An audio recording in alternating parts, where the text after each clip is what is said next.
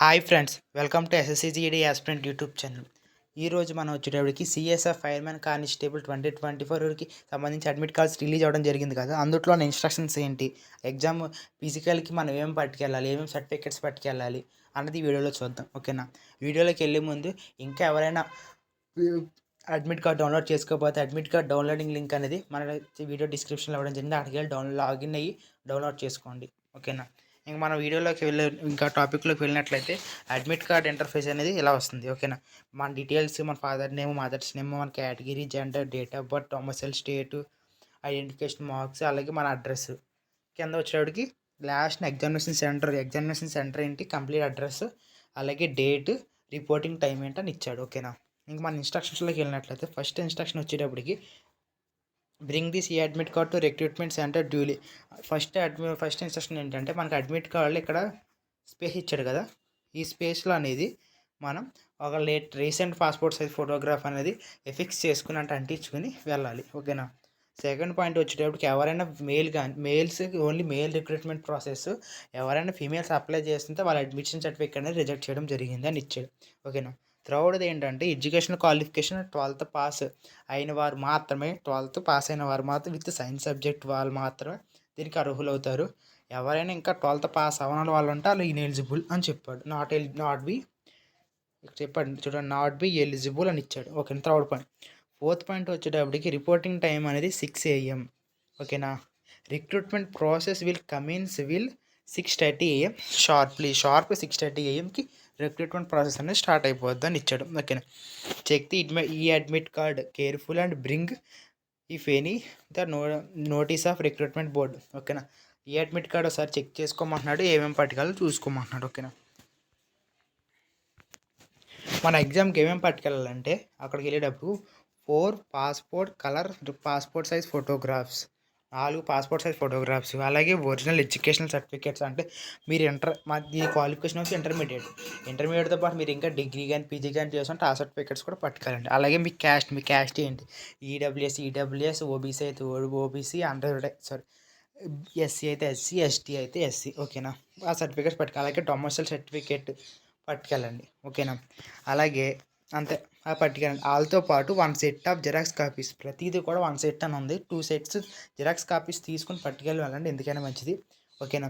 అలాగే 7th point వచ్చేటప్పటికి ఏదైనా ఐడి ప్రూఫ్, ఆధార్ కానీ, ఓటర్ ఐడి కానీ, డ్రైవింగ్ లైసెన్స్ కానీ, పాన్ కార్డు కానీ, ఏదో యూనివర్సిటీ కానీ, కాలేజ్ ఐడి కార్డు కానీ ఏదో పట్టుకెళ్ళండి. ఓకేనా. ఇవన్నీ ఇంపార్టెంట్ కాదు.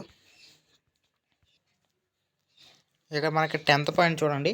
You are advised not bring mobile phone or electronic gadgets or any valuable costly items the recruitment center. Mobiles కానీ ఏమి రిక్రూట్మెంట్ సెంటర్కి పట్టుకెళ్ళడానికి వీల్లేదని ఇచ్చాడు.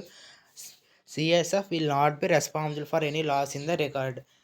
ఏమన్నా పోయినా దానికి రిక్రూట్మెంట్ అక్కడ ఉన్న సిఎస్ఎఫ్ రిక్రూట్మెంట్ వాళ్ళకి ఎటువంటి బాధ్యత లేదని చెప్పాడు. ఓకేనా. ఇక్కడ 11th పాయింట్ చూడండి, మోస్ట్ ఇంపార్టెంట్ పాయింట్.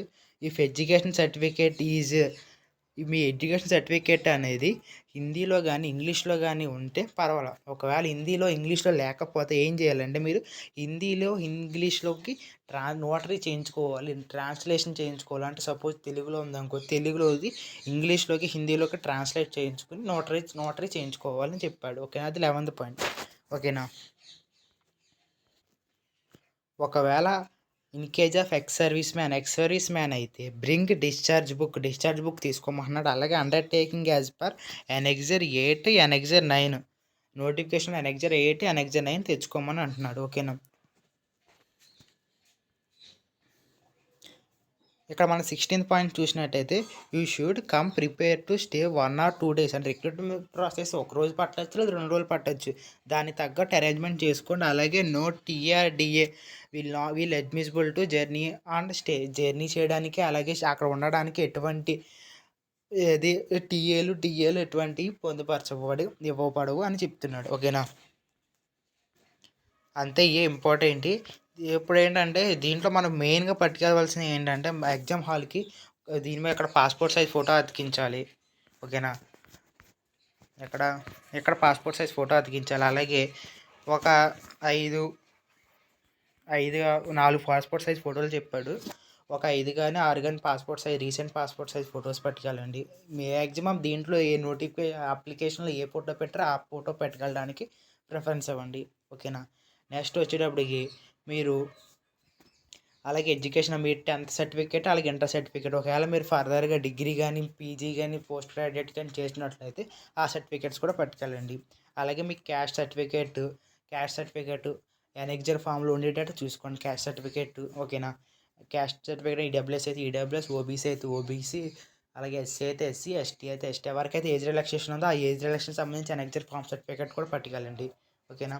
నెక్స్ట్ ఎవరైతే ఎక్స్ సర్వీస్ మ్యాన్స్ ఉంటారో వాళ్ళు వచ్చేటప్పటికి ఎనెక్జర్ 8, ఎనెక్జర్ 9 ఫిలప్ చేయించుకుని పట్టుకెళ్ళండి. ఓకేనా. ఇవే పట్టుకెళ్ళవలసినవి, అక్కడ పట్టుకెళ్ళవలసినవి అంతే. Thank you for all.